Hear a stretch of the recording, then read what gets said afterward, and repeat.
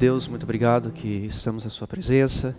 Obrigado pela essa mensagem maravilhosa que temos escutado do Brother Jeff, que possa entrar na nossa vida, transformar o nosso coração. Te peço mais uma vez que o Senhor possa me usar ao finalizar minhas palestras, que me dê clareza, que possamos ver várias linhas, todas finalizando para o mesmo ponto. Continua conosco em nome de Jesus. Amém. Bom dia, irmãos. Nós estamos na nossa última palestra e o objetivo dessa palestra de hoje é trazer em conclusão todas as linhas que nós fizemos nessas últimas palestras e especialmente estudarmos datas, eventos que nos dão base para podermos ver quais são os eventos que marcam ou que estão apontando para 2019, especialmente dia 9 de novembro. Uma revisão bem rapidinha. Ontem eu comecei com a minha palestra ontem mostrando a visão macroscópica.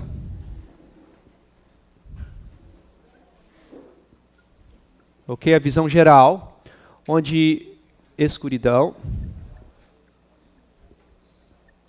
E a razão que eu estou repetindo aqui, quando acabou a minha palestra, a última palestra, algumas pessoas me perguntaram, e eu quero simplesmente tentar fazer isso claro. A gente fez a sequência ontem, desde 2008 até 2018, ok? E vimos que vários marcos proféticos aconteceram. Deus, Ele usa o mesmo modelo, e o modelo que eu usei aqui é o modelo da agricultura, onde você está com espinhos, você está no período de escuridão, você passa pelo processo de arar, onde chega retirar os espinhos, ok? Você prepara o campo para semear, o campo está preparado em uma forma linha sobre linha. Depois de 11 de setembro, começamos a receber a chuva temporã, a planta começa a crescer. Chegaremos ao ponto do derramamento no decreto dominical, onde teremos a chuva serôdia marcado com alto clamor, ok? É durante esse período que nós vemos ter a aparição de Satanás, as manifestações dele. E chegamos ao ponto que Miguel se levanta, que é Daniel capítulo 12, versículo 1, seguido pelas 7 pragas, ok? Teremos as 7 pragas aqui, e é o período da colheita.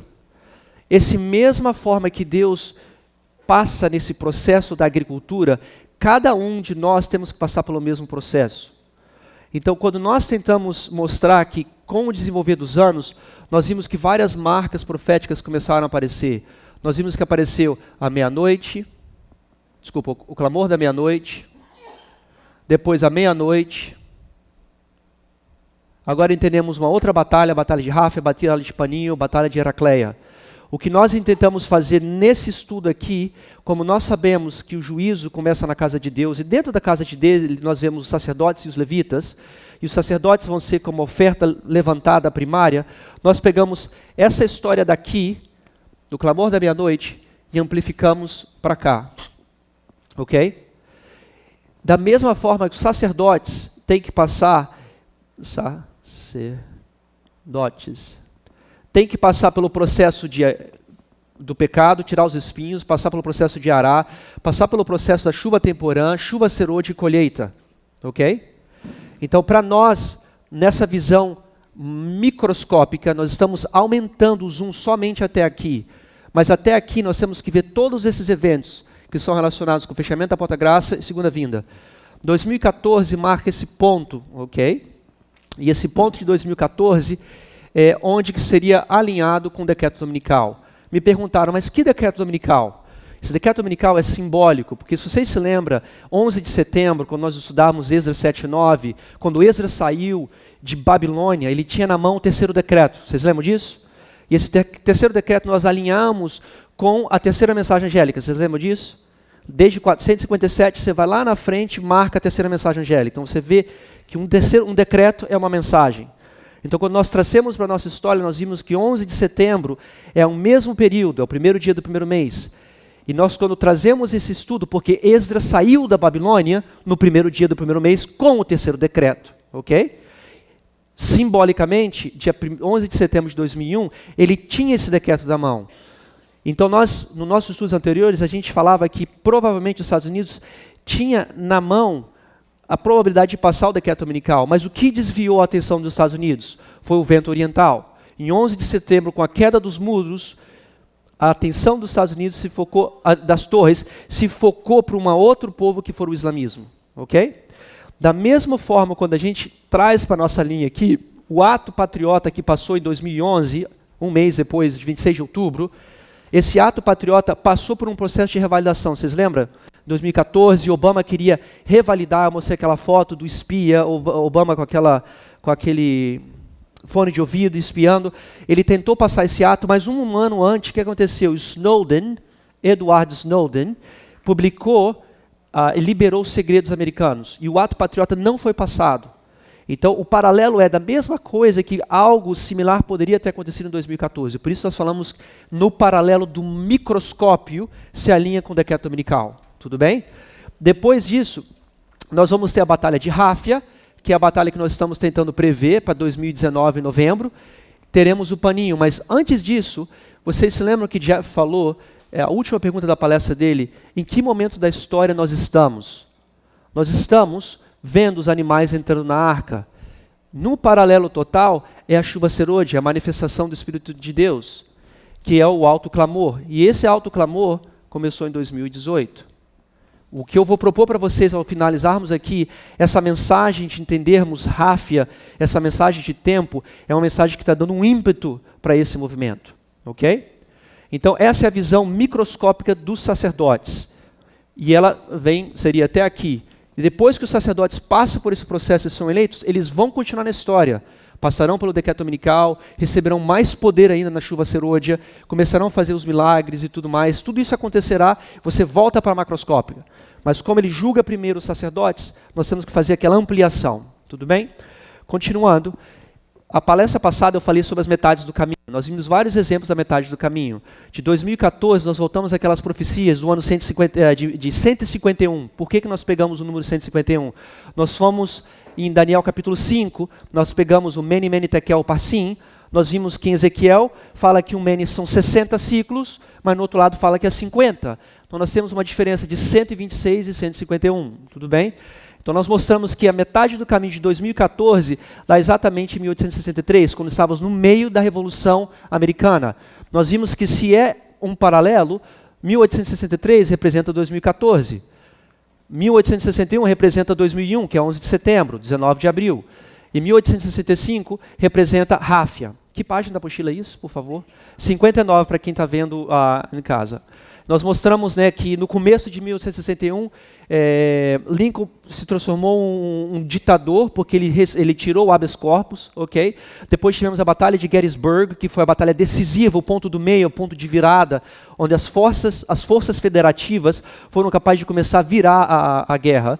E 1863 foi quando terminou a guerra e Lincoln foi assassinado. Mostramos outros exemplos também da Revolução Francesa. A metade da Revolução Francesa, se vamos 220 anos para frente, você chega exatamente na metade do caminho. Mostramos a divisão do Reino do Terror, o Jeff fez uma correção também, que o Reino do Terror foi um ano só, mas durante todo aquele período foi parte da Revolução Jacobina, ok? E vimos que representa também o começo da Revolução Francesa e o fim. Por favor, na sua apostila, qual a página que é essa? 58. Qual foi a que eu fiz eu dupliquei a morte de Robespierre, acho que é a próxima. Embaixo, na parte esquerda da sua apostila, eu botei que Robespierre morreu 2 vezes, ele só morre uma vez, na metade do caminho, página 56, tá? Desculpa, eu já corrigi o original digital. Ele morre na metade do caminho, ok? Aqui, ó,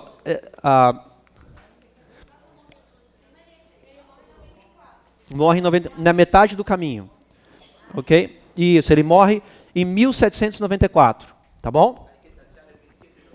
E a outra que está em 1799, que está dizendo que ele morreu de novo. Isso foi um erro meu.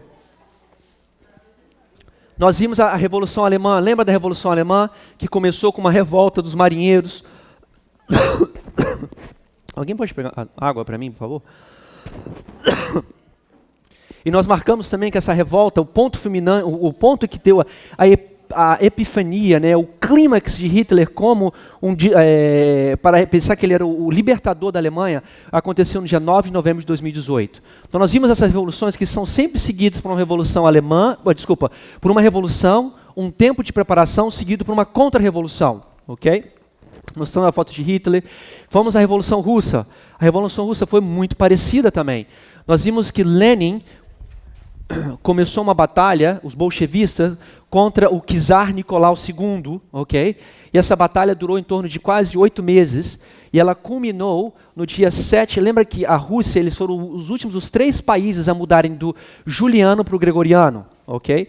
Então essa diferença do Gregoriano para o Juliano foi exatamente no dia 7 e 9, mas o dia que Lenin entrou no poder, a primeira coisa que ele fez, ele decretou um decreto contra a imprensa. Você vê que no dia 9 de novembro, algo também relacionado com a imprensa. Nós estamos pegando características de cada revolução que acontece nessas datas para a gente ter aplicações para a gente, para conseguir entender o que vai acontecer no futuro, ok? E nós vimos que é seguido por um período de preparação e uma guerra interna, uma contra-revolução, ok? Depois nós vimos a aplicação da Revolução Francesa, da mesma forma. Você lembra que a França mudou o calendário deles para um calendário de 10 dias ao invés de 7, deram nomes diferentes para os meses do ano, e nós vimos que quando quando eles foram destronados, foi exatamente no calendário deles, no 11º mês de Termidor, no 9º dia do 2º ano, ok? Então nós vemos o número 9. E o que aconteceu nesse período? Você vê uma mudança de liderança. E ao final da Revolução Francesa, olha que interessante, dia 9 de novembro de 1799, quem foi que terminou a Revolução Francesa? Napoleão Bonaparte. E como começou depois que ele terminou a Revolução Francesa, ele se transformou num ditador. Então, mais uma informação a gente pode pegar do dia 9 de novembro para ver que características nós vamos ver nessa data. Depois disso, nós tentamos mostrar a Revolução Americana, ok? E me perguntaram, por que a gente botou 2 anos aqui, ou fez a separação de 1 e 2? Eu queria vir para cá, para esse quadro aqui, ok? Nesse quadro aqui, a irmã Tess, quando ela fez esses paralelos, é bastante interessante. Nós vamos falar um pouco disso mais para frente. De 1989 a 1991, você pode contar, dependendo do ano exclusivo, dá exatamente quase 2 anos. Okay? Primeiro o muro caiu de Berlim, mas a União Soviética demorou 2 anos para cair completamente. Tudo bem? Depois disso, passaram-se vários presidentes, até no dia 31 de dezembro de 1999, nós vemos que Boris Yeltsin dá a presidência para quem? Para Putin. Então Putin começa a sua presidência, correto? E nós falamos que, quando vemos a linha de Pirro e Putin, nós vemos que depois da queda dele, na segunda etapa dele, eles meio que ficaram em esquecimento. Lembra-se disso? Mas a Rússia, devagarzinho, começou cada vez a crescer mais. Em 2004, em 2008, em vários eventos querendo entrar no cenário mundial de novo. Nós vemos que em 2001, a atenção do mundo parou de deixar de ser o rei do sul, porque o vento sul aconteceu, né? Acabou a dissolução com a entrada de Putin. Nós vemos que o vento oriental, com 11 de setembro, mudou o foco do mundo. Ao invés de pensar na Rússia, se focalizou nas guerras do Oriente Médio, com o islamismo e tudo mais, a guerra contra o islamismo radical. 8 anos depois, nós chegamos a um ponto onde os Estados Unidos da América, eu vou comentar um pouquinho mais na frente, chega um ponto do botão de reset. Não tem um computador, você tem que apertar o Ctrl Alt Delete, o reset, né? Vai ter um reset com a Rússia, e eu vou deixar na pausa ali. E nós vamos falar um pouco sobre isso daqui a pouco. Então essas foram as revoluções americanas, que nós vamos tentar mostrar isso. E agora nós entramos na palestra de hoje, que se chama o Clamor da Meia-Noite. Okay? O que é o Clamor da Meia-Noite? É esse evento que eu marquei para vocês aqui, irmãos. Nós estamos chegando perto desse evento, onde a chuva serôdia vai começar a ser derramada. E essa chuva vai ser derramada para nós entendermos o que vai acontecer entre Ráfia e Paninho. Okay? Nesse gráfico que vocês têm na página 53, nós vamos ter várias datas, começando de 529 até chegarmos em 2004. E as profecias, não profecias, os números que foram selecionados por uma razão. Vamos ver lá, o número 490, nós sabemos que 470 semanas são determinadas para o seu povo, para vocês se acertarem, para vocês se prepararem. Por isso foi pegado 490.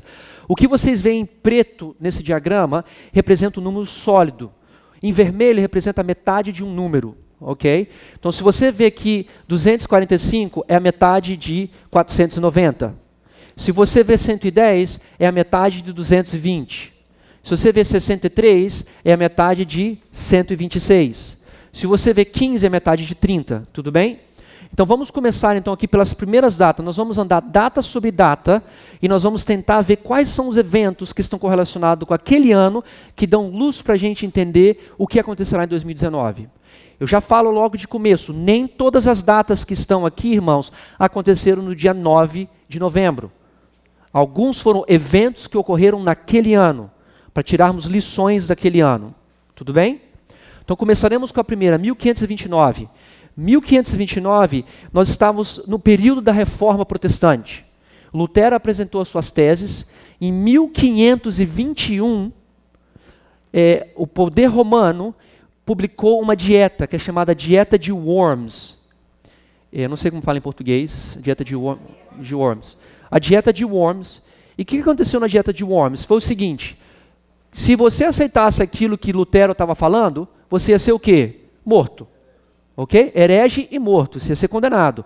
E estendia não somente a você escutar ele, se você imprimisse o material dele, se você publicasse o material dele, você seria o quê? Condenado. Então essa foi uma dieta muito forte. Em 1526, um pouquinho antes, ok? Essa de 1529, essa dieta de Spira, é numa cidade, acho que é na Alemanha, mas não me... Imperial Livre de Spira, eu acho que é a Alemanha. Nessa cidade estava existindo uma batalha. O rei da época, o rei Franco V, se eu me acordo, eu falo bem aqui, Carlos V, ok? Deixa eu ler aqui, o objetivo de protestar contra... Ok, deixa eu explicar primeiro o contexto, depois eu leio. 1521, Dieta de Worms, perseguição aos protestantes. 1526, nós vemos que está tendo um conflito interno de brigas. O Império Otomano está querendo invadir aquela região da Europa. E esse Carlos V, ele faz um edito e fala o seguinte, ok, vamos, como em português fala, vamos amenizar, vamos pegar leve com os protestantes.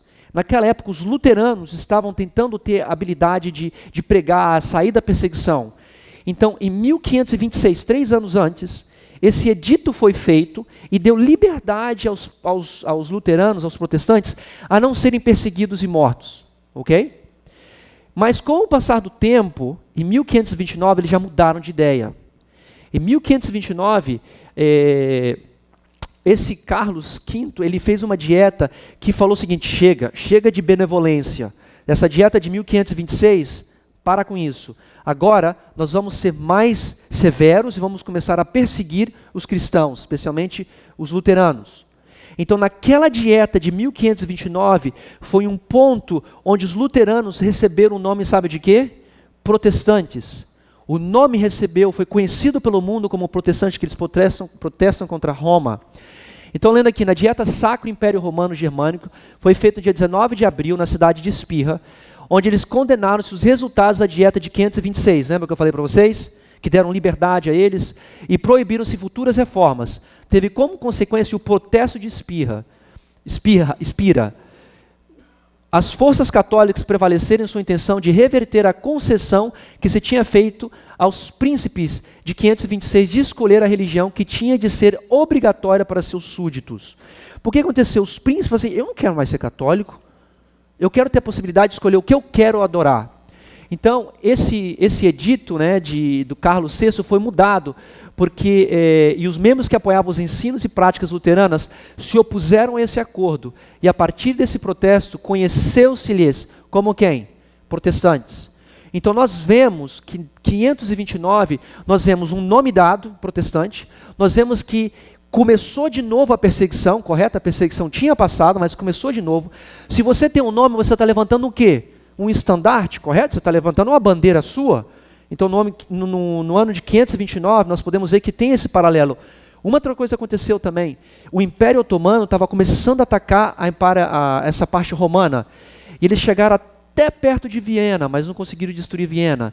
Nós conseguimos ver que existe um relacionamento também de guerra com esse paralelo. O que nós tiramos para a gente, que podemos tirar lições para o futuro? De que provavelmente nessa data, em novembro de 2019, nós vamos ver um estandarte que vai ser levantado. A palestra passada que Jeff fez, o que ele falou entre a meia-noite e o clamor da meia-noite? É o momento que os sacerdotes vão ser levantados como o quê? Como um baluarte. Ok? Nós podemos ver como as primícias, vemos o paralelo. Você vê também que vai existir perseguição. Será que vai existir perseguição? Sim, vai existir. Que tipo de perseguição? Provavelmente uma perseguição interna. Sabemos que a perseguição talvez comece interna. Será que vai ter uma perseguição externa? Talvez. Mas são paralelos que a gente tem que começar a colocar e analisar que podem acontecer. A próxima linha que eu quero mostrar é a linha de 1774. Se você olha no seu diagrama aí, de 1774, eu preciso de uma apostila aqui, se alguém tivesse para mim. Não, tá bom, só que eu botei. Tá, você tem uma apostila? Só para deixar aqui, para eu seguir aqui. Isso. 1774. Se você anda 245 anos, ok, para trás, metade de 490, nós chegamos nessa data de 1774. O que aconteceu nessa data, que foi dia 26 de outubro de 1774? Outra vez, não é dia 9 de novembro, nós estamos pegando as características desses anos para a gente poder ver como vai ser no nosso tempo. Os Estados Unidos estavam tendo uma guerra contra a Inglaterra, eles eram colonos britânicos. Os colonos britânicos começaram a pedir mais concessões, queriam controlar as terras deles, tirar as colônias deles e fazerem bases militares. Então 12 pessoas, eram 13 colônias naquela época, as 12 colônias se uniram e se juntaram nesse dia para fazer o começo do governo americano.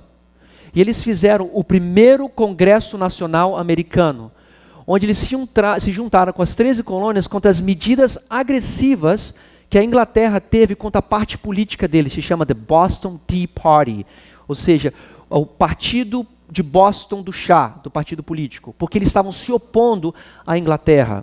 Okay? Então nós vemos que nesse período, nesse momento, nós vemos uma lei passando. Okay? A primeira lei americana. Nós vamos ver que em 2019, será que algo vai começar a mudar com o sistema da lei americana? Será que nós vamos ver mudança na Constituição? É algo que pode estar associado. Vou ler isso aqui também. Ó. Afirmou a soberania das associações e tentou cancelar as leis coercitivas. Da onde? Da Inglaterra. Não satisfeitos com o Congresso, o governo inglês ordenou a destruição de um depósito de armas dos colonos nas batalhas de Lexington e Concord. E em 1775, os conflitos armados deram início à Guerra da Independência. Então, um ano depois, começou a Guerra da Independência. Você lembra no paralelo, quando a gente botou a futura Guerra Civil Americana? Nós vimos, você começa com uma revolução, depois você tem uma preparação, depois uma guerra, uma contra-revolução. Você vê naquela história, começou com isso, depois terminou com uma Guerra de Independência. É interessante aqui que essa batalha foi em Lexington e Concord. Quando você estuda a história de Samuel Snow, quando ele apresenta as cartas dele, ele também apresenta as cartas dele em Lexington e Concord. Você está vendo os paralelos? Quando ele se lembra as 4 cartas que Jeff mostrou nas palestras, uma delas foi em Lexington, outra foi em Concord. E você já automaticamente, a simbologia profética, você já consegue também botar naquela linha. Mas é muita coisa, não dá para fazer tudo numa palestra só. Mas para vocês simplesmente terem a agução profética para buscar. Então nós vemos o 245 mostrado nisso. Agora nós vamos ver a próxima marco, que é no ano 1868. Em 1868, desculpa, pulei uma? Ok, eu vou falar ela na próxima, peraí, deixa eu ver, eu mudei a ordem aqui, desculpa. Eu tinha feito aqui, peraí. Ok, então vamos voltar para lá, então, vamos voltar lá. Depois eu vou voltar da Revolução Francesa, mas eu posso falar aqui agora. Eu tenho ela lá na frente. Espera um pouquinho, deixa eu acertar aqui. Ok, voltamos. Ok. Eu vou corrigir também. Não, peraí. É 1700, essa do Napoleão. Não, isso está errado. É 1799. Não, peraí. Bom, eu vou falar de Napoleão, depois eu conserto. O título está errado, mas é no seu gráfico, a página 56. Se você abre a sua página 56, é esse gráfico aqui, tá bom? Esse gráfico que eu queria mostrar. O título estava errado lá. Mas o gráfico que eu queria mostrar é isso aqui. Em 1799, do diagrama, quando você passa para lá, foi a época, foi o dia que Napoleão se transformou num ditador. E nós vimos toda a história aqui dos jacobinos, do 9 do Termidor também. Então, se você anda 220 anos, você chega exatamente em 2019. Tudo bem? Ok. Então vamos lá. Agora eu quero ir no próximo. Os presidentes em 1868. Pegamos o número 151, ok? Do número 151, se você anda 151 anos para frente, você dá 2019. O que eu quero tirar dessa lição? Em 1868, o primeiro presidente americano recebeu o impeachment. Impeachment é o que a gente sabe o que é impeachment, acho que todos sabem. Foi quando foi tirado do poder. E é interessante nós vermos a história tirado do poder, impeachment. É interessante você ver a história, quantos presidentes americanos foram impeached. Vocês se lembram? Ali está escrito. Nós temos 3 que foram realmente impeached, eu vou corrigir. É um processo para tirar, e às vezes eles também são tirados. O primeiro presidente foi o presidente de Andrew Johnson. Acusação. Mas a palavra em português a gente usa aqui no próprio país impeachment, que é tirar, acusar. Impedimento de trabalhar. Ok? Então, Andrew Johnson foi o primeiro presidente em 1868 que foi tirado da presidência. A razão que ele foi tirado da presidência é que ele demitiu o seu secretário da defesa, o ministro da defesa. E tem outras coisas mais políticas, eu não vou entrar em detalhe. Mas essa foi a causa principal. Quando você lê nos livros, ele demitiu esse ministro da defesa. E tinha conchavos políticos, tinha coisas de guerras envolvidas nisso também. E na investigação ele foi o primeiro a ser demitido.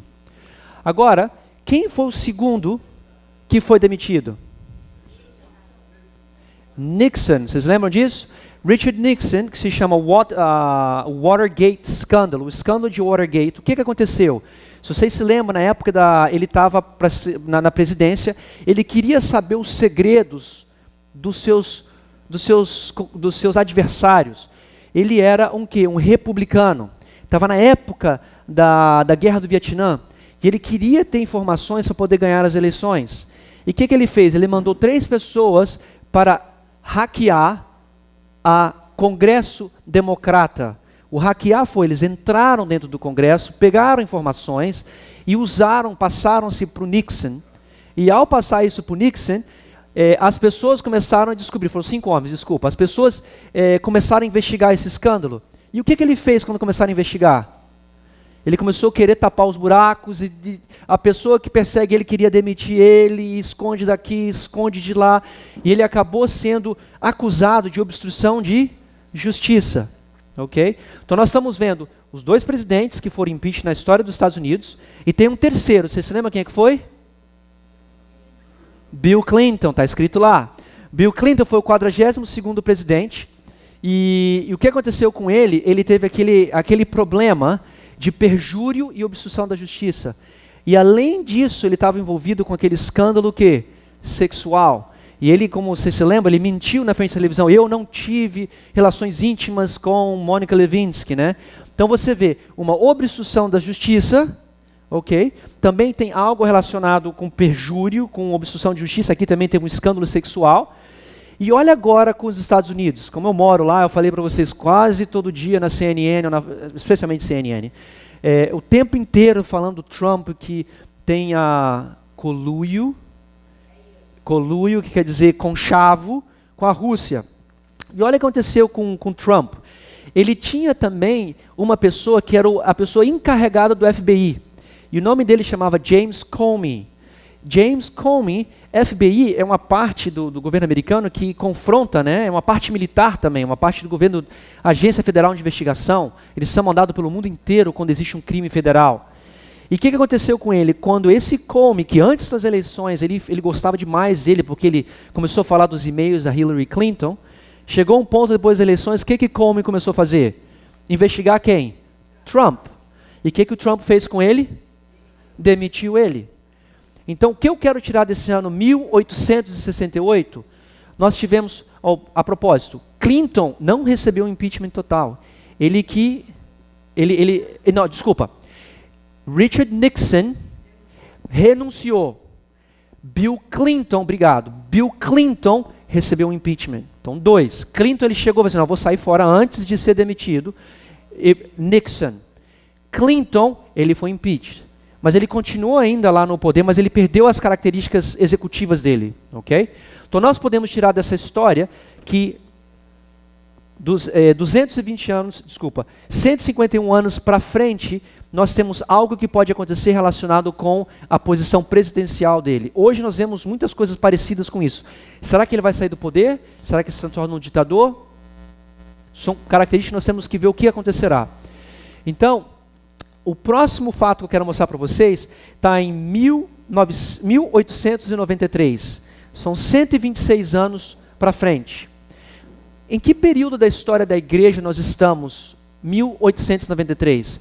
Terminamos de ocorrer alguns anos atrás, 1888, correto? Que foi a crise de Minneapolis. Vocês lembram disso? Nós sabemos que Ellen White fala que o anjo de Apocalipse desceu, Apocalipse 18, desceu em Minneapolis. Só que o anjo, por não ter vindo à lei dominical, ele acabou o quê? Ascendendo. Deixa eu mostrar aqui no gráfico para vocês verem. Nós estamos aqui em 1888. Ela fala que o anjo de Apocalipse 18 desceu. Ok? E o Apocalipse 18 nós sabemos que nós podemos dividir em 1 ao 3, correto? E o versículo 4. O versículo 4 fala, sai dela, povo meu. Isso seria o terceiro decreto, isso seria a lei dominical. O primeiro versículo é o anjo que ilumina a terra com a sua glória. O versículo 2 e 3, caiu Babilônia. Então nós vemos que nesse momento aqui, o anjo desceu com a mensagem de justificação pela fé, para chegar num ponto que seria o versículo 4, que seria o quê? O decreto dominical. Concorda comigo? Sim? É o versículo 4. O anjo entrou na história, e foi indo na história, mas com a rejeição da mensagem, chegou um decreto dominical. É isso que eu quero mostrar para vocês. Em 1893, existia uma feira em Chicago, é uma feira nacional, que é chamada a Feira Mundial em Chicago, onde várias pessoas iriam para lá, era celebrada anualmente, ok? Eu acho que era anualmente. Mas nessa feira, o que estavam pedindo os protestantes da América? Que fechassem a feira no domingo, para adorarem o domingo. Então, nessa discussão política que existia, A.T. Jones, ele foi e defendeu o sábado, com aquele discurso que ele tem durante o congresso para defender o sábado, ok? E naquele momento, é interessante você ver a história, que a Igreja Católica, ao mesmo tempo, liberou 4 artigos falando que não tem razão nenhuma para os protestantes guardarem o domingo. A Igreja Adventista está certa. Meio que criticando as igrejas protestantes, porque vocês se lembram? As igrejas protestantes são filhas da prostituta e eles guardam o domingo. Então, A.T. Jones foi uma pessoa que foi levantada naquele dia para mostrar a verdade do sábado. Então, se trazemos esse paralelo para nós, 126 anos para frente, nós vemos que em 2019, algo estará relacionado também com a adoração do sábado e com o domingo. Ok? Mas essa feira não foi dia 9 de novembro. Vamos para o próximo. Ao continuarmos aqui, 1909. 1909, antes disso daqui, eu não botei da Ellen White não. 1909 foi a última conferência geral que Ellen White participou. Se vocês se lembram, existem várias simbologias que conectam aquela última conferência dela. Ela fez uma série de sermões, de 10 sermões, ok? Quando ela chega lá, ela fala numa tenda, e a tenda, a pessoa que está descrevendo, ela fala assim, eu estava lá fora, e eu escutava como se ela estivesse falando aqui dentro. Eu cheguei perto da porta de entrada, era a mesma coisa o tom da voz dela. Eu cheguei perto dela e o tom era o mesmo. E o tema dessa conferência era sobre o clamor da meia-noite. Então nós temos várias simbologias que essa data, essa conferência está relacionada com a meia-noite, o clamor da meia-noite. E ela tinha 81 anos de idade. O irmão Jeff também falou 81, está relacionado com isso. Um outro paralelo, quando nós pegamos a história de Ráfia, Daniel 11, versículo 11.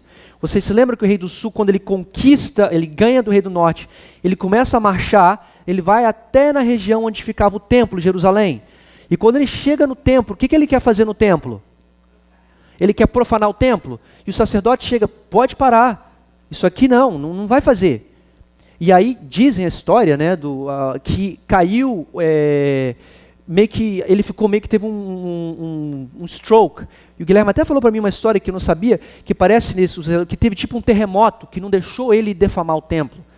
E o resultado daquele rei, acho que era um dos Ptolomeus, ele começa a perseguir os judeus e faz aquela marca para botar na testa dos judeus que se não aceitassem, né, não... Já no Egito, depois que voltaram. Então você vê uma perseguição, você vê uma marca. Então você compara aquela história com a história de Uzias. Uzias era um rei, ele queria entrar no santuário, correto? E os sacerdotes falaram o quê? Não pode. E aí quantos sacerdotes apareceram para parar ele? 80 sacerdotes.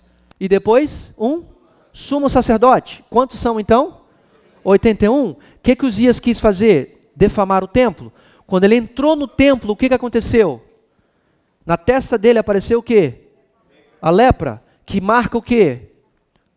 A marca da besta. Então nós vemos o número 81 significando a batalha paralelo com a batalha de Ráfia, ok? Paralelo com a história de Uzias, paralelo também com a história dela, Ellen White, em 1909, ela tinha 81 anos de idade, deu a mensagem do clamor da meia-noite, ok? Então se você anda 110 anos, que são a metade de 220, você chega também em 2019. Qual as características que nós tiramos disso? É que algo relacionado com a meia-noite aparecerá. Será que receberemos uma marca? Nós sabemos que serão cortados, seremos levantados como um baluarte, como uma oferta movida. Ok, o próximo evento aconteceu na Alemanha, na noite do dia 9 de novembro de 1938. É chamado de Kristallnacht. Cadê o meu amigo Aurélio? Como se diz Kristallnacht em alemão? Kristallnacht. So, essa noite do dia 9 de novembro é chamada Noite do Kristallnacht. E eu comecei a estudar na história, eu nunca tinha escutado sobre isso, Kristallnacht. E é fascinante a história desse período. Nessa época, você está vendo que Hitler, ele já estava, a Segunda Guerra Mundial começou em 1939. Então você vê que estava ali, já nas beiradas ali para começar a Segunda Guerra Mundial. Interessante que essa Kristallnacht recebe esse nome, chama Noite dos Cristais. Eu vou explicar por quê. Existia um embaixador que estava na França. O nome desse embaixador chamava Ernest von Rath. E esse embaixador na França recebeu um atentado de assassinato, um atentado por um polonês que se chamava Herschel Span. Ele tinha 19 anos de idade, 17. Ele tinha 17 anos de idade e ele estava revoltado com a Alemanha, porque a Alemanha estava no processo de invasão da Polônia, os pais dele foram tirados de lá, ele estava na França ilegal, sem visto, e ele quis tomar justiça com as próprias mãos. Então, no dia 7 de novembro, ele tenta matar o cônsul. E o cônsul, que esse cônsul recebeu o atentado, e ele faleceu exatamente no dia 9 de novembro. E quando você vê isso daqui, existia uma propaganda, uma pessoa que fazia propaganda nazi, e eu esqueci de botar o nome dele lá, ele pegou aquele evento da morte dele no dia 9, ele conectou com o quê, irmãos? Por que 9 de novembro é importante? Você lembra que eu falei para vocês na Revolução Russa, na Revolução Alemã, quando Hitler teve a epifania dele política em 1918, vocês lembram disso? Naquela batalha dos marinheiros, naquela batalha ele marcou aquele dia como sendo um dia especial. Eles pegaram aquele momento que tinha da morte do embaixador na França, e era exatamente dia 9 de novembro que ele morreu, e começou uma série de discursos políticos naquela tarde, e naquela noite começaram a destruir várias lojas judias. Eles entraram e nas lojas, estima-se em toda a Alemanha, perto da Polônia, que cerca de 7.500 lojas foram depredadas. Cerca de 267 sinagogas também foram queimadas e destruídas. O menino era polonês. Acho que sim. A pergunta é se ele era judeu ou polonês. Eu acho que sim. Sim, porque ele foi expulso da Alemanha. Sim. Essa foi a represária. Ele era judeu polonês, correto, que ele foi expulso. Ok? Aproximadamente 100 judeus morreram. Olha que interessante, de uma noite para o dia, no dia seguinte, cerca de 30.000 judeus foram levados para os campos de concentrações. Então nós vemos que foi um ponto de virada na forma que os alemães, eles já meio que começaram a perseguir os judeus, mas nunca com aquele negócio de matar e perseguir. E é interessante que você vê que não somente o exército dele, mas você tinha pessoas jovens que faziam parte desse exército da juventude para Hitler, e eles entravam e começavam matando as pessoas. Que lições nós tiramos aqui? Nesse dia 9 de novembro, que é uma data importante para os alemães, nós vemos que começa também uma perseguição, um ponto de virada, ok? Outra mais testemunha para o dia 9 de novembro. De lá até lá são exatamente 81 anos, ok? 81 anos, ok? O próximo evento acontece em 1956. Se vocês se lembram, nós tínhamos o presidente Lenin, ok? Stalin foi o que passou toda a Segunda Guerra Mundial. E Stalin, ele tinha um regime muito autoritário e repressivo. Da morte de Stalin, o presidente que seguiu ele foi Nikita Khrushchev. Nikita Khrushchev, nesse ano de 1956, ele deu um discurso à meia-noite na Assembleia, está aqui, ó, foi o secretário-geral do Partido Comunista da União Soviética entre 1956 e 1964, e líder político do mundo comunista até ser afastado do poder por sua perspectiva reformatista e substituído na direção da União Soviética pelo conflito que aconteceu. Mas no dia 25 de fevereiro de 1956, nós vemos que durante o 20º Congresso desse Partido Comunista, ele fez um discurso secreto, que ficou secreto pelo mundo da União Soviética até depois de 1989. Só foram saber depois, muitos anos depois. E nesse discurso no partido dele, ele criticou completamente o governo de Stalin. Naquele governo de Stalin, ele liberou todos os segredos escondidos que Stalin tinha de perseguição, de morte políticos que são opostos a eles, né, que têm uma visão diferente, como ele era um ditador, porque até antes da morte dele, Stalin desenvolveu uma seita ao redor de adoração a ele. Por ele ser assim o grande libertador, as pessoas não achavam que ele era uma pessoa ruim. Então naquela data, os segredos de Stalin foram soltos. E quando você vê de 1956, são 63 anos. Por que 63 anos? Nós pegamos a metade de 126, ok? Então são os presidentes que surgiram até depois de Yeltsin, que foi Putin. Segredos expostos, 63 anos. E agora nós vamos para o próximo marco, que é 1989. Em 1989 nós tivemos a queda do Muro de Berlim, já falamos isso várias vezes. E aconteceu na meia-noite do dia 9 de novembro de 1989. E dali são 30 anos até 2014. 2019, obrigado. Por que 30 anos? Se você ler Números, capítulo 4, versículo 34, vamos ler Números, capítulo 4, versículo 34. Marca o número 30.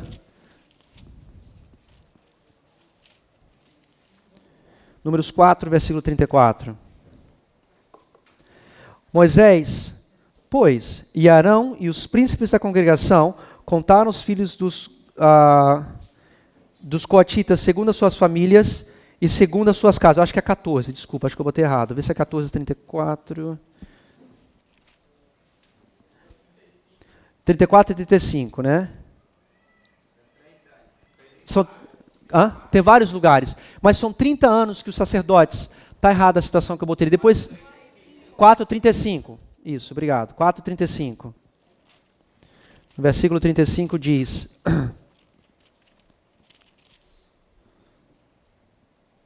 da idade de 30 anos para cima até os 50, todo aquele que entrou nesse serviço para o ministério da tenda da congregação. Os que dele foram contados, pois segundo as suas famílias, foram de 2.070. É o trabalho dos sacerdotes, começa com 30 anos de idade. Então nós vemos que 30 anos de idade, ao final de 30 anos, eles começam o seu trabalho. Cristo também é um sacerdote, ele começou o ministério dele com 30 anos. Eu vou ler essa citação no final. Agora eu quero voltar para esse quadro aqui, nós vamos voltar para esse lado aqui da história. Lembra que eu falei para vocês, esses períodos de 2 anos que nós estávamos vendo aqui? No ano 2009, aconteceu algo diferente na história. Nós temos o presidente Medvedev, vocês lembram de Medvedev? Ele entrou em 2008, que Putin já tinha feito 2 reinados, 2 presidências, mas nós vimos que Medvedev era o quê do Putin? Era um fantoche, era era um corregência, ok? Então nós vemos o que aconteceu, quem foi eleito também em 2008, na outra parte do mundo, no Rei do Norte? Yes, we can, sim, nós podemos. Obama foi eleito. Yes, we can. Então nós vemos que Obama tem uma política de dizer o seguinte, bom, eu vou começar tudo do zero aqui, vou apertar o botão de reset, vou apertar o Ctrl Alt Delete, e eu vou tentar refazer as amizades ou as comunicações com a Rússia. Então no ano 2009, quando Medvedev era presidente, eles começaram a se encontrar, e eles começaram a diminuir a agressividade entre eles, na quantidade de mísseis, de fazer coisas nucleares, e esse reset não durou muito tempo, porque em 2011 acontece algo interessante. Putin já estava já não estava gostando mais de Medvedev, porque Medvedev estava ficando amigo de Obama. E Putin já estava se sentindo assim, já que ele quer tomar o poder em 2012 nas suas eleições. Então ele se candidata para essa candidatura e começa a ter a guerra síria. E nesse momento, você vai ver que Obama, ele pede a Hillary Clinton, aqui, para fazer algo. Começo da Primavera Árabe, começa no finalzinho de 2010 para 2011, na Tunísia. A Primavera Árabe começa a varrer vários países, vários ditadores são caídos. Putin, já vendo isso no futuro, ele sabia que isso ia acontecer para ele. Os Estados Unidos mandaram, o Obama deu o trabalho, qual era o cargo da Hillary Clinton? O trabalho dela que ela recebeu em 2008 era secretária do Estado. E um dos seus trabalhos era meio que melhorar, ter um relacionamento com a Rússia. Ela conseguiu isso com Medvedev, ok? É interessante quando você vê na história, quando você marca aquele acordo que eles tiveram, The Russia Reset. Não sei se você já viu um comercial, nos Estados Unidos tem um comercial que chama uma loja que vende produtos de papelaria. E mais coisas também, que chama Staple. E lá nesse Staple tem um botãozinho assim que, eu tenho que fazer tal projeto, eu preciso de tal papel, eu preciso daquilo, aquilo outro, você aperta o botão Easy, né? Você aperta o botão fácil, aí de repente a loja te provê tudo que você precisa, né? E no encontro que a Hillary teve com o secretário de Estado também da Rússia, foi interessante, ela trouxe esse negócio, mas ao invés de estar escrito fácil, né, easy, estava escrito reset em russo. Só que a palavra que ela escolheu não era quer dizer reset, quer dizer tomar do poder. Aí tem uma foto dos dois, eles apertando o botão, só que o botão não está dizendo recomeçar, mas sim que tomarei do poder. É interessante você ver como é que foi isso. Então em 2011, daquele período para lá, ela começou a ter muita influência na Rússia. Essas primaveras árabes, os Estados Unidos estavam com a mão naquilo. E estava chegando o tempo das eleições políticas na Rússia. E o que ela fez então? Ela começou a fomentar, através da CIA, revoluções, ideias contrárias a Putin. Então Putin começou já a ter o quê? A revolta contra Hillary. E isso é importante, porque nisso daí foi um dos fatores que desencadeou Putin resolver intervir na eleição americana. Ok? Então, você vê que ele foi acusado de fraude eleitoral. Quem trouxe essa notícia de fraude eleitoral? Foi a Hillary Clinton. A própria coisa falando que os votos foram roubados e tudo mais. Em Hillary Clinton, eles até tentaram, naquele momento de 2011, mudar o governo, mas não deu certo. Ok? Só mostrando a Primavera Árabe, que eu falei para vocês, começou em dezembro de 2010, na Tunísia, e se expandiu para vários países. Ok? Esses são os países que foram invadidos, que teve toda a Primavera Árabe. Agora eu quero continuar na nossa história falando sobre eventos da história que ocorreram no dia 9 de novembro na história. Okay? Um deles, os Estados Unidos, que é chamado a Terra Gloriosa, vieram de um barco que é chamado o barco do Mayflower, a flor de maio. Okay? Eles saíram da Inglaterra, de uma cidade chamada Plymouth. E eles viajaram com aproximadamente, eles dizem que, eu acho que é 100 ou 150 peregrinos, eles não têm um número exato, ok? E nessa viagem, os puritanos ingleses saíram de lá da Europa por causa da perseguição, para poder vir morar nos Estados Unidos, para ter liberdade religiosa. E quando eles chegaram, o primeiro dia que eles avistaram a terra, foi exatamente a terra. Que terra é essa de Daniel capítulo 11, versículo 41? A terra gloriosa. Eles estão cruzando um quê? O mar. O povo de Israel, quando eles estavam para chegar perto de Jericó, o que eles tiveram que cruzar? O Jordão, correto? E Canaã era chamado de que tipo de terra? Terra gloriosa. Então você está vendo a simbologia aqui, que eles estão cruzando o mar, cruzando o rio Jordão, cruzando simbolicamente a terra gloriosa. E o primeiro dia que eles veem a terra gloriosa, que dia foi? 9 de novembro. Por que isso é importante? Porque os Estados Unidos é o reino da profecia bíblica, é o reino número 6, que vem depois do papado. É a terra gloriosa. E é interessante que teve um vento forte que não deixou eles ancorarem no porto. 10 minutos. Que não deixaram eles ancorar no porto. Eles acabaram ancorando no dia 11 do 11. E vou mostrar uma outra data também interessante com 11 do 11. Isso foi o momento que os Estados Unidos foi, né, que eles chegaram no porto em Massachusetts. Okay? Mas o primeiro dia foi dia 9 de novembro. Uma coisa mais, logo que eles chegaram nessa terra gloriosa com os peregrinos, entre eles mesmos, eles começaram a se perseguir, existia uma perseguição religiosa. Demorou 11 anos para que eles mudassem essa própria perseguição interna deles, para que acabasse a perseguição religiosa. Isso aconteceu com Roger Williams, quando ele introduziu a separação entre igreja e Estado. Então você pode tirar lições disso, que 9 de novembro, você chega numa terra, a terra gloriosa, ao mesmo tempo existia perseguição, mais uma testemunha de perseguição que nós podemos ver nessa data de 9 de novembro. Ok, fim da Guerra Mundial, da Primeira Guerra Mundial.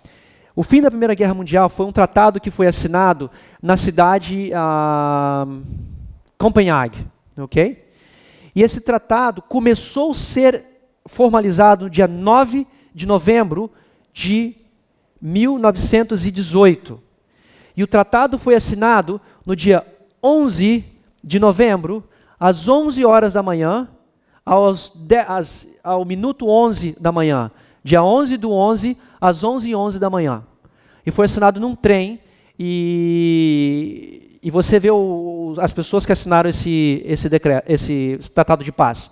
E você vê o paralelo que nós temos 9/11, né? 11 de novembro, 11 de setembro, com 9 de novembro. Você vê o espelho sendo virado das datas, 11 e 11 também. Ok? 1918, eu falei para vocês sobre a Revolução Alemã. Você lembra que naquela noite foi quando terminou aquele motim, o Hitler teve a sua epifania política, caiu o Kaiser Wilhelm II, acabou aquele governo e começou começa a República Alemã. E em 1928, depois daquela data, antes de eu falar nisso, em 1923 ele tenta fazer um golpe de Estado nessa república que foi formada aqui depois de 1918.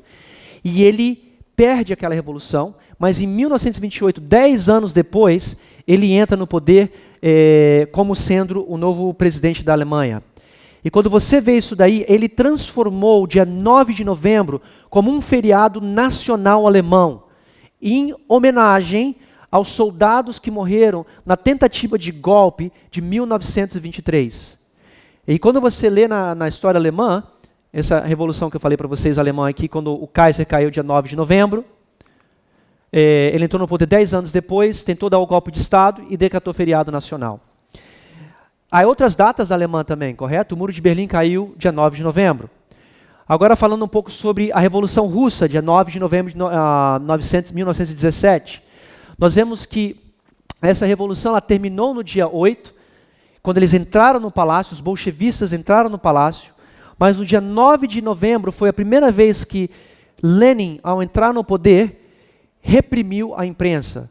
Mais um testemunho de que algo acontecerá também com a imprensa, com a imprensa. De novo o gráfico mostrando para vocês, no dia 7 eles começaram, lembra do calendário russo, a diferença é que eles estavam no calendário juliano, não no calendário gregoriano, ok?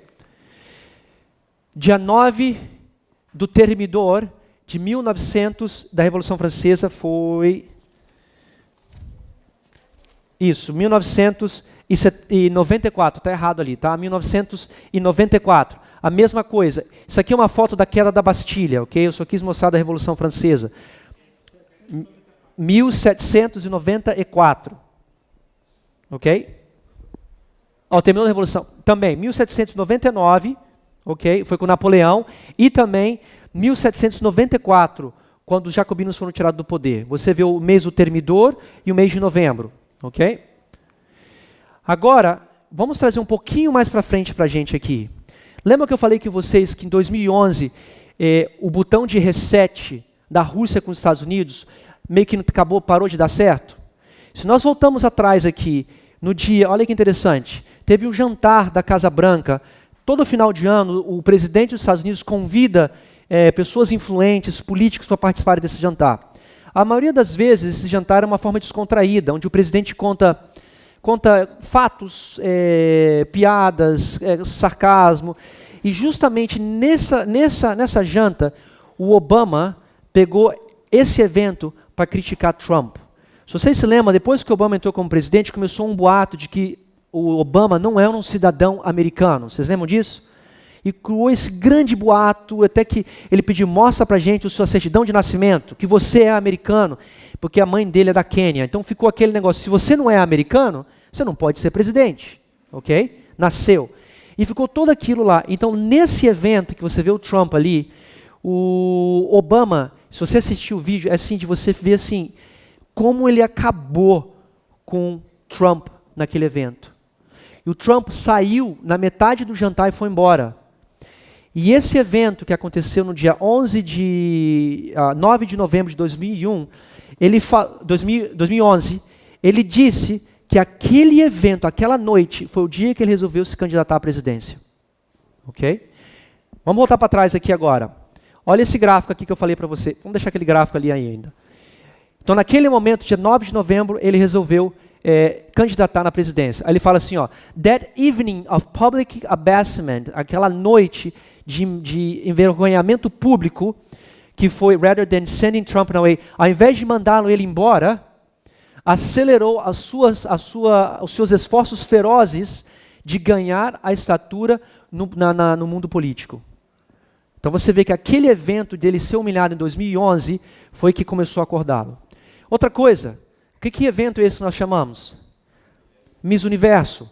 A Miss Universo, o Trump, ele é dono ainda desse franquia, se podemos dizer dessa forma, e existiu uma Miss Universo na Rússia. E essa Miss Universo, o Trump viajou para a Rússia por somente um dia para participar desse evento. E adivinha que dia foi? Dia 9 de novembro de 2013. E Trump estava 2 anos depois, lembra-se dele ter tido aquele evento com Obama, e nesse evento, dizem que ali ele encontrou com Putin, e ali começou o relacionamento dele de ter uma conluio, né, um conchavo político com ele. E depois nós tivemos o quê? Em 2016, as eleições americanas, nós já comentamos sobre isso, que todos achavam que não ia ganhar. Esse foi no discurso inaugural que ele deu. Vamos fazer a América forte again, ou ótima de novo, grande de novo. E ele foi eleito na noite do dia 9 de novembro de 2016. Então agora eu quero que vocês olhem para esse gráfico aqui desse canto. Olha que interessante. 9 de novembro, 9 de novembro, 11/9. Eu vou botar em inglês, pode ser? Não, botar em português. 9 de novembro de 2013, ele teve o evento da Miss Universo. Ele teve um encontro com Putin. 3 anos depois, tivemos as eleições, que foram no dia 9 de novembro de 2016. 3 anos depois, dia 9 de novembro de 2019, nós vemos que algo acontecerá nesse evento.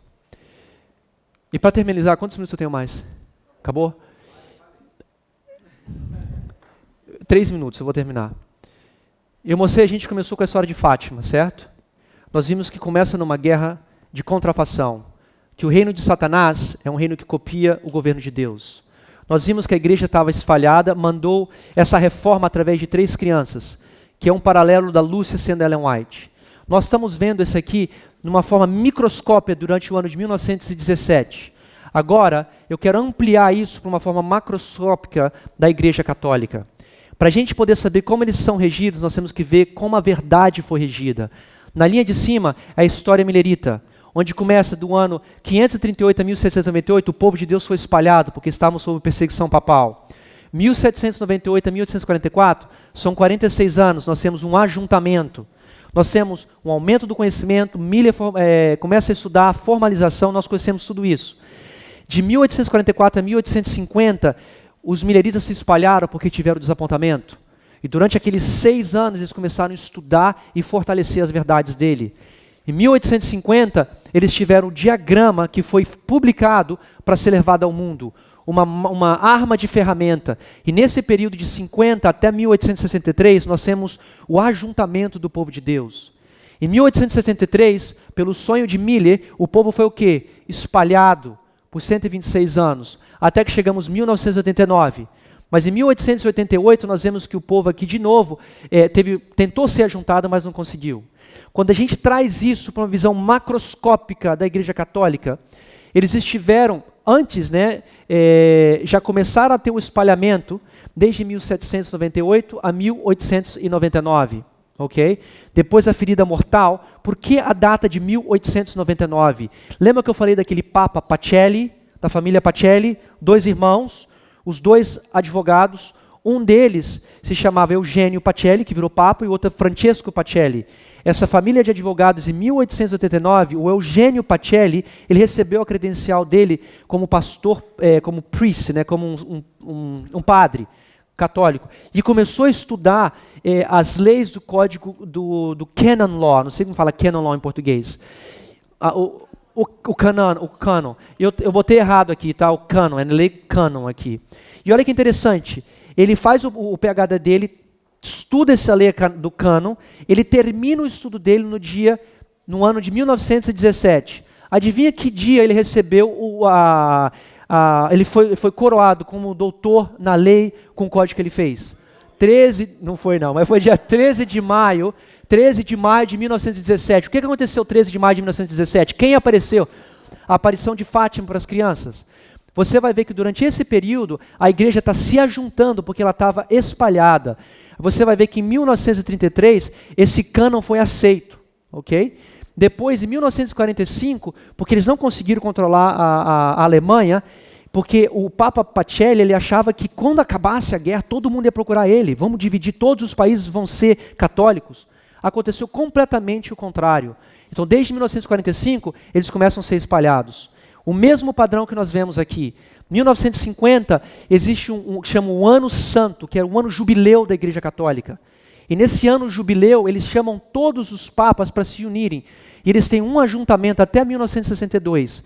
Em 1962, o papa que estava naquela época, ele fala assim, chega, eu não acredito mais em Fátima, não acredito mais em nada disso. Eles começam de novo a entrar num processo de discórdia, de divergência na igreja deles. Então eles são espalhados até 2013. Março de 2013, quem entra no governo? Papa Francisco, ok? Papa Francisco, ele entra no começo e ele quer ajuntar a igreja dele. Então, para a gente fechar os nossos estudos, começamos com a contrafação, nós vemos que na forma macroscópica, a igreja do papado, a igreja de Satanás, segue uma linha muito parecida com a nossa. E eu quero terminar da seguinte forma com vocês, irmãos, que essa linha, nós vimos várias linhas, que às vezes linhas tristes, de pessoas morrendo, sofrendo, mas essa linha aqui é uma linha que traz gozo. Quando você vê aqui que de 1989 até 2019, são exatamente 30 anos. Eu quero ler essa citação que está embaixo aqui. Jesus foi nosso exemplo em tudo. E foi um diligente e constante obreiro. Começou a vida de utilidade desde a sua infância. À idade de 12 anos, tratava dos negócios do seu pai. Quantos anos são daqui? 1989 até 2001.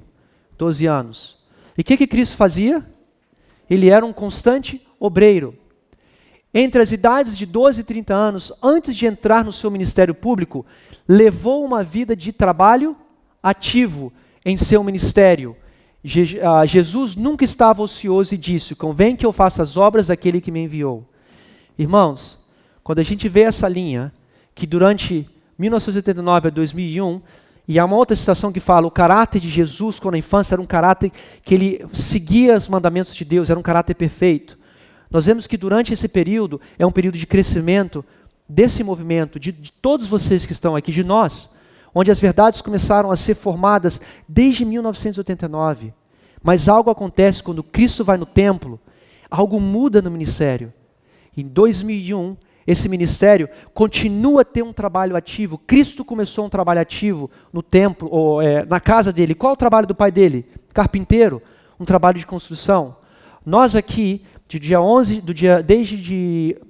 de setembro até 2019, estamos num trabalho ativo, e o trabalho da obra de Deus. O meu desejo é que, ao vermos essas evidências, que nós possamos entender que Deus está no controle de tudo. E como vimos, estamos recebendo uma mensagem com tanta luz, com tanto poder, que representa os animais entrando na arca para a gente. Que possamos ir para casa, estudar esse material, teste por conta própria. E como eu disse na vez passada, se você se preparar, e se for uma data errada, nada vai mudar na sua vida. Mas se você estiver do lado errado da história, você vai ter que lidar com Deus. E às vezes, a sua salvação pode estar para perder. E a porta pode se fechar e não tem como mais entrar na arca. Terminamos com uma oração? Santo Deus, obrigado que foram muitas palestras, muitas informações. Mas que maravilhoso é podermos terminar na sua linha. A linha do seu povo no final dos tempos, que tem uma mensagem para dar. E a mesma linha que o Senhor viveu no seu momento de preparação para ser um sacerdote. É um privilégio, Pai, podermos sermos chamados para essa obra. Às vezes a gente pensa, puxa, eu queria tanto ser um levita para não ter que passar por todas essas coisas que eu estou aprendendo. Mas a gente não pode esquecer, Senhor, que quando os levitas tiverem a oportunidade de escutar isso, o mundo vai estar num reboliço tão grande, de perseguição, de ditador, de morte, de confusão. E eles vão ter um tempo muito curto para aceitar e entender essa mensagem. É um privilégio para nós, Senhor, sermos sacerdote. E ajude que nós possamos estar à altura nesse chamado divino que o Senhor nos deu. Eu peço que o Senhor continue com o irmão Guilherme, ele dá a última palestra da nossa campal, que ao voltarmos todos para o nosso lar, que possamos tomar decisões que possam alterar a nossa vida, da nossa família, dos nossos filhos, dos nossos pais, irmãos, membros da igreja, para que eles possam também entender esses eventos. Eu te agradeço por esse privilégio que o Senhor me deu, Pai. Eu não merecia esse privilégio. E o Senhor sabe que eu tenho muitos erros. Mas eu te agradeço porque eu senti a sua presença durante esses eventos. E ao ver essas linhas, a sua mão está lá, controlando todas essas rodas dentro de rodas. Em nome de Jesus te peço. Amém.